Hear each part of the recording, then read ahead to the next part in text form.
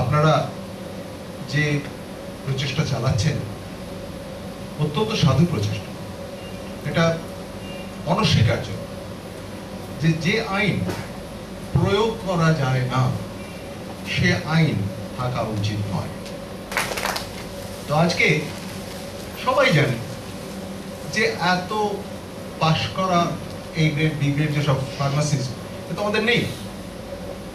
যা দোকানের সংখ্যা যা, তারা তো লাইসেন্স নিয়ে ন্যায্যভাবে ব্যবসা করছেন। মানে এমন নয় যে, আমি সেরকম কোনো দোকানের কথা বলছি না যার হয়তো লাইসেন্সও নেই, কিছু নেই, চুরি করে ব্যবসা করছেন, আমি তা বলছি না। যারা সৎভাবে লাইসেন্স নিয়ে দোকান খুলে ব্যবসা করছেন, তাহলে যে কজন ফার্মাসিস্ট আছেন তাদের কয়েক টুকরো করে কেটে ভাগ করে দেওয়া হবে?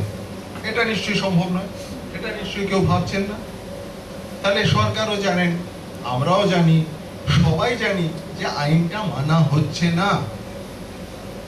অর্থাৎ আইন না মানলে মিছিমিছি চোখ বন্ধ করে আছেন। যারা বুঝতে চাইবেন না তারা মানে বুঝবেন না বলে বুঝছেন।